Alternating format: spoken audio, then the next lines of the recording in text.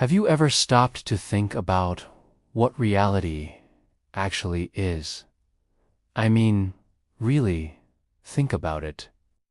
We walk around every day, seeing, hearing, touching things. We think we have a pretty good handle on what's real. But what if I told you that what you perceive as reality is just a tiny, tiny fraction of what's actually out there? What if you're missing 99% of it? It sounds like something out of a sci-fi movie, right? But stick with me, because this isn't science fiction. It's science fact, and understanding it can completely change how you experience your life. Let's start with our senses. Our eyes, for example. We see a beautiful rainbow, and we think we're seeing all the colors. But the visible light spectrum, all the colors we can perceive, just a minuscule slice of the entire electromagnetic spectrum. We're completely blind to radio waves, microwaves, infrared, ultraviolet, X-rays, and gamma rays. All of these are constantly flowing through you and around you, carrying vast amounts of information, but your eyes aren't built to detect them. A bee sees ultraviolet patterns on a flower that are invisible to us, guiding it to nectar. A snake can see the infrared heat signature of its prey in total darkness. Their reality is different from ours, and in many ways, much richer. It's the same with our hearing. A dog can hear a whistle that's completely silent to us. A bat navigates using echolocation, painting a detailed 3D map of its surroundings with sound waves we can't even begin to comprehend. We live in a world buzzing with frequencies and information that our ears simply filter out. What we call silence is just the absence of sounds within our very limited hearing range. So, our senses are like highly specialized but very limited filters. They only let in a sliver of the full picture. Think of it like a radio. A radio can pick up thousands of stations, but you can only listen to the one you're tuned into. Reality is broadcasting on an infinite number of channels, but our biology has us locked onto just one or two. But it gets even deeper than that. It's not just our physical senses that limit us. Our brains are the next big filter. Your brain is constantly being bombarded with an estimated 11 million bits of information per second from your senses. Can you imagine trying to consciously process all of that? You'd be completely overwhelmed. So, your brain does you a huge favor. It filters, deletes, and generalizes most of that information, presenting you with a simplified, manageable version of reality, about 50 bits per second. That's right. From 11 million bits down to just 50, your brain essentially creates a user interface for you to navigate the world. This interface is shaped by your past experiences, your beliefs, your culture, your mood, and your expectations. This is why two people can witness the exact same event and have completely different memories of it. Their brains filter the information differently based on what they deemed important. Have you ever bought a new car and suddenly started seeing that same model everywhere? It's not that there are more of them on the road. It's that your brain, specifically a part called the reticular activating system, or RAS, has now flagged that car as important to you. It's actively filtering your reality to show you more of what you're focusing on. This is a powerful mechanism. It helps us focus and achieve goals. But it also means that our personal reality is a self-created bubble. If you believe the world is a hostile, negative place, your brain will dutifully filter your experience to confirm that belief. You'll notice the rude person who cut you off in traffic, but completely miss the 10 people who held the door for you. If you believe people are generally good and opportunities are everywhere, your brain will highlight evidence for that, too. You are literally co-creating your reality with every thought and every belief you hold. The world you experience is a reflection of your internal state. You're not just a passive observer. You're an active participant.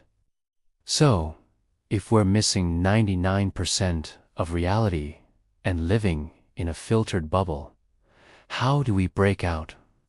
How do we start to see the truth? Well, we can't magically grow new sensory organs to see in ultraviolet or hear ultrasonic frequencies. But we can expand our perception and consciously adjust our brain's filters.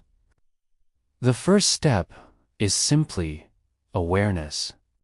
Just knowing that your perception is limited and subjective is a monumental leap. It's the difference between thinking the map is the territory and realizing it's just one possible drawing of it. This awareness cultivates humility and curiosity. Instead of assuming you know everything, you start asking questions.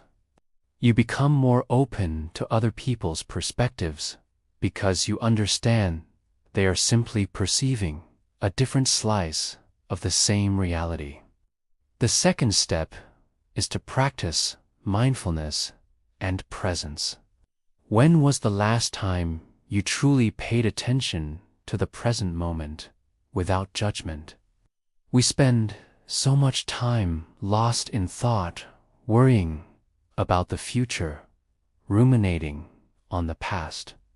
Mindfulness is the practice of bringing your attention back to the here and now. Feel the sensation of your feet on the ground.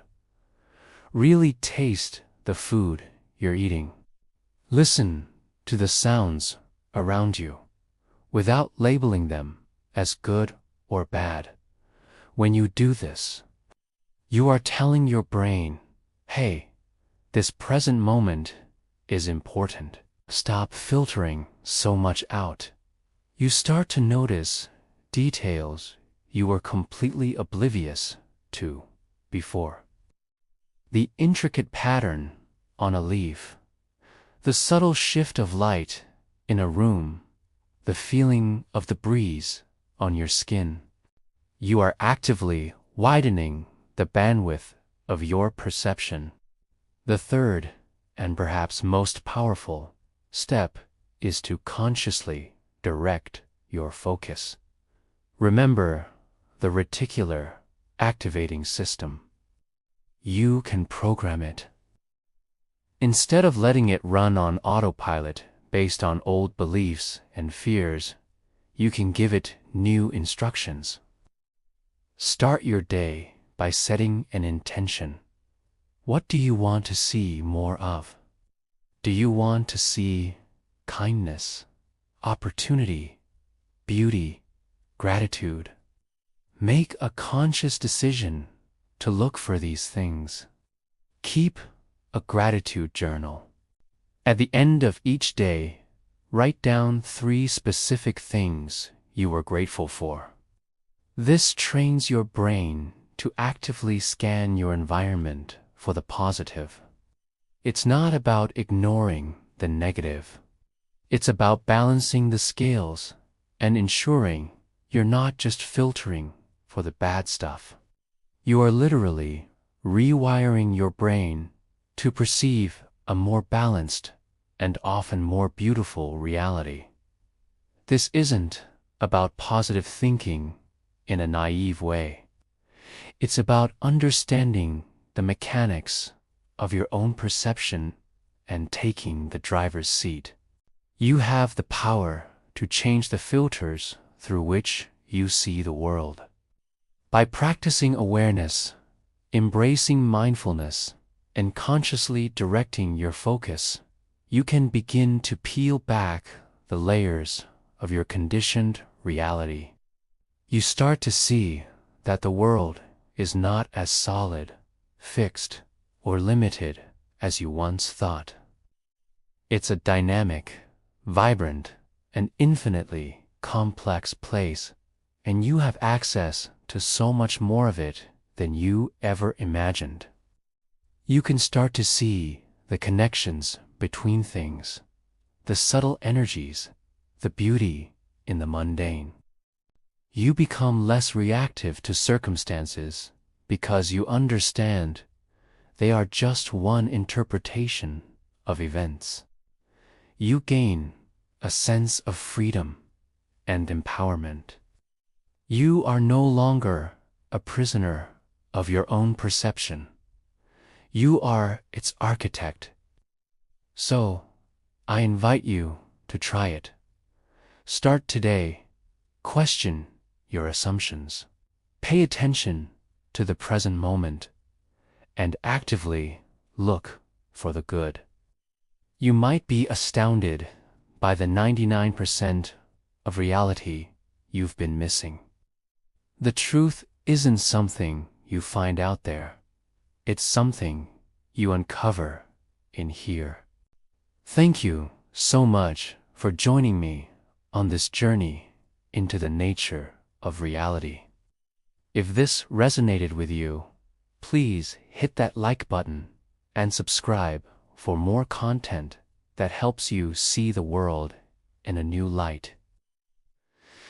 I'd love to hear your thoughts in the comments below. What's one way you plan to expand your perception this week? Until next time, stay curious.